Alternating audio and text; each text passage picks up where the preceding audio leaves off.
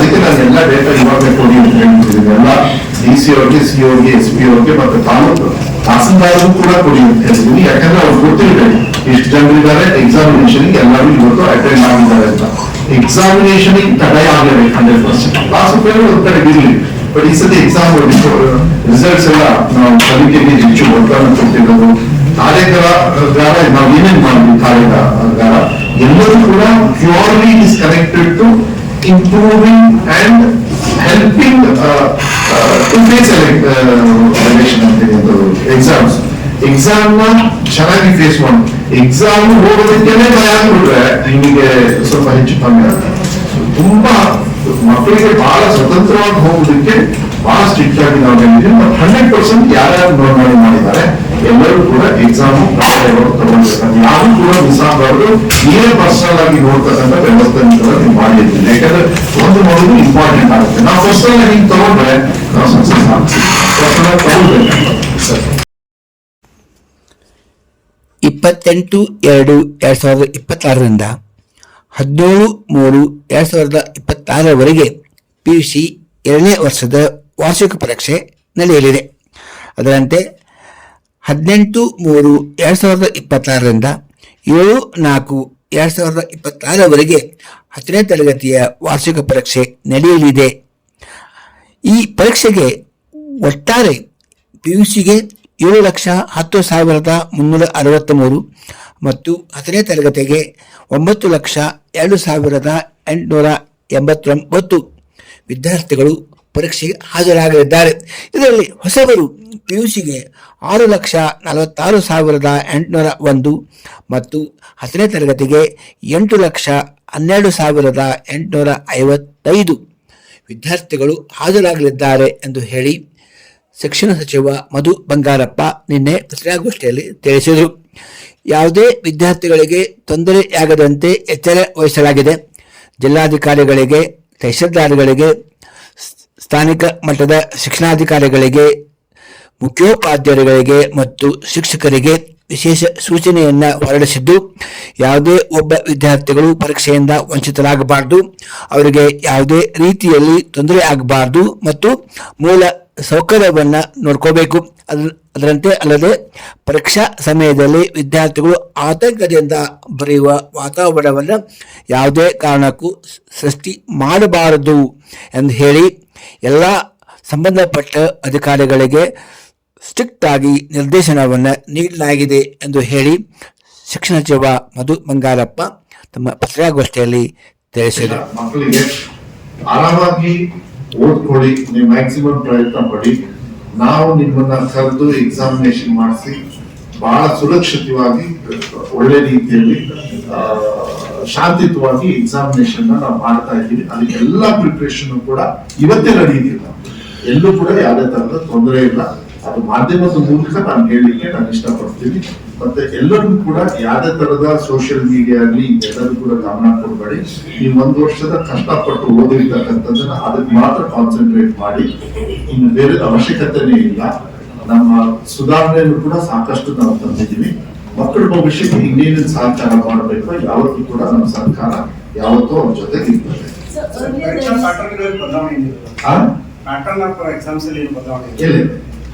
So earlier there used to be helplines to help students with stress and anxiety and all those. It has been stopped. See that, yeah, that's what. See, in the month of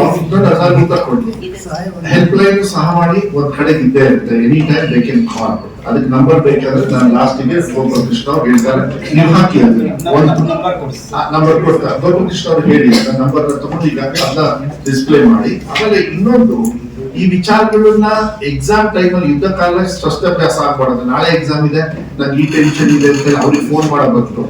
ನಾವು Belgaum session ಅಲ್ಲೇ ನಾವೇನು ಆಂದೋಲನ start ಮಾಡಿದ್ವಿ, ಅಲ್ಲಿ ಸಾಕಷ್ಟು ವಿಚಾರಗಳು ಆಗ್ಲೇ ನಾವು ಶುರು ಮಾಡ್ಕೊಂಡ್ಬಿಟ್ಟಿದ್ದೀವಿ.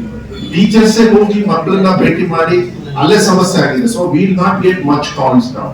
ನನ್ನ ಅಸೆಸ್ಮೆಂಟ್ ಹೋದ ವರ್ಷಕ್ಕೆ 100 ಕಾಲ್ ಬಂದಿದ್ರೆ ಈ ಸತಿ I don't think it will be more than 20. It will not be more than 20 because we have addressed ಎಲ್ಲ ಲೆವೆಲ್ ಅಲ್ಲೂ ಕೂಡ. ಯಾಕಂದ್ರೆ ನಮ್ಗೆ ತುಂಬಾ ಜನ ಇದ್ದಾರೆ, ಟೀಚರ್ಸ್ ಇದ್ದಾರೆ, ಆಫೀಸರ್ಸ್ ಇದೆ, ಫೆಸಿಲಿಟಿ ಇದೆ. ಆಮೇಲೆ ಏನ್ ಮಾಡೆಲ್ ಕ್ವೆಶ್ಚನ್ಸ್ ಕೊಡೋದಕ್ಕೆ ಆಮೇಲೆ COTC ಅವರು ಪರ್ಸನಲ್ ಆಗಿ ತಗೊಂಡಿರೋದ್ರಿಂದ ಸುಮಾರಷ್ಟು ಸ್ಟ್ರೆಸ್ ಬಸ್ಟ್ ಎಲ್ಲಾ ಲೆವೆಲ್ ಅವರವರೇ ತಗೊಂಡಿದ್ದಾರೆ. ಯಾವುದೇ ತರದ ಇಲ್ಲ. ನೀವು ಆ ನಂಬರ್ ಕೊಡ್ಬೇಕು, ಹೇಳ್ಬೇಕು. 08023310076 ಇನ್ನೊಂದು ನಂಬರ್ ಇದೆ ಸೇಮ್ 08023310075 ಇನ್ನೊಂದ್ಸತಿ ಲಾಸ್ಟ್ 2 digits 75 and 76 ಇನ್ನೊಮ್ಮೆ 0802331761751.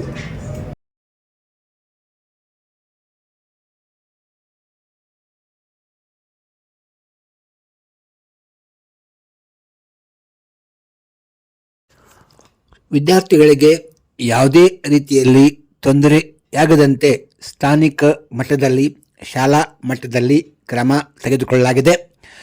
ವಿದ್ಯಾರ್ಥಿಗಳಿಗೆ ಯಾವುದೇ ರೀತಿಯಲ್ಲಿ ತೊಂದರೆ ಆಗುವುದಿಲ್ಲ, ಸ್ಟ್ರೆಸ್ ಆಗುವುದಿಲ್ಲ. ಆದರೂ ಸಹಿತ ಯಾವುದೇ ವಿದ್ಯಾರ್ಥಿ ತೊಂದರೆ ಅನುಭವಿಸುತ್ತಿದ್ದರೆ, ತೊಂದರೆ ಪಡುತ್ತಿದ್ದರೆ, ಸ್ಟ್ರೆಸ್ ಆಗಿದ್ದರೆ ಈ ನಾವು ಹೇಳುವ ನಂಬರಿಗೆ ಕರೆ ಮಾಡಬಹುದು.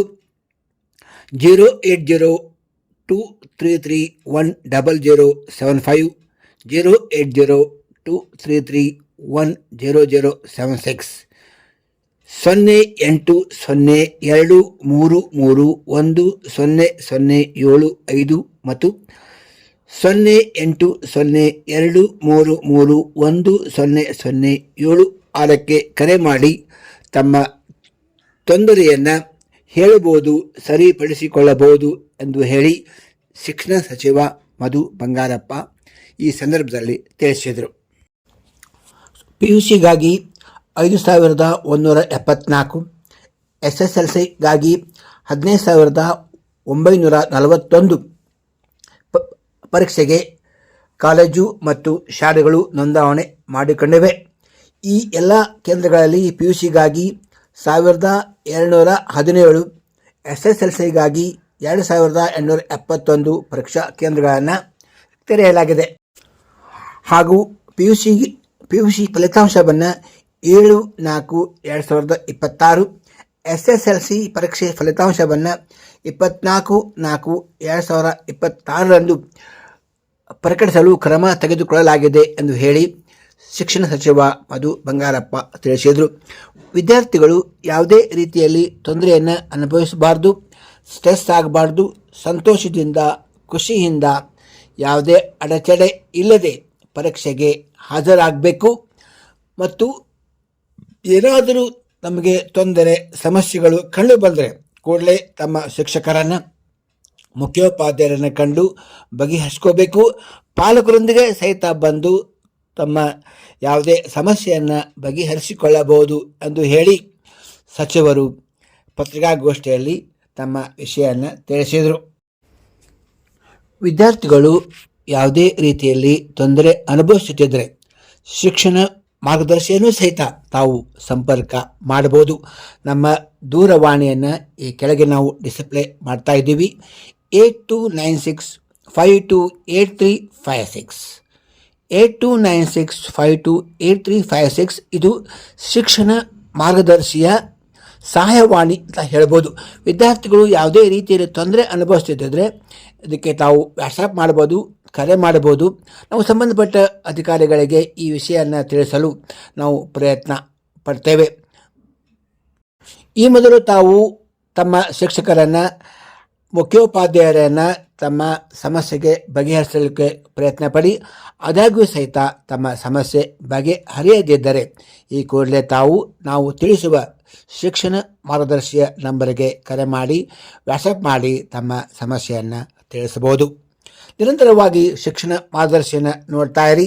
ನಾವು ಸಹಿತ ತಮಗೆ ಸಂಬಂಧಪಟ್ಟ ಮಾಹಿತಿಗಳನ್ನು ನೀಡ್ತಾ ಹೋಗ್ತೇವೆ. ಎಲ್ಲರಿಗೂ ಒಳ್ಳೆಯದಾಗಲಿ, ಒಳ್ಳೆಯ ರೀತಿಯಲ್ಲಿ ಪರೀಕ್ಷೆಗೆ ತಯಾರಾಗಿ ಪರೀಕ್ಷೆಯನ್ನು ಬರೆಯಿರಿ. ನಮಸ್ಕಾರ.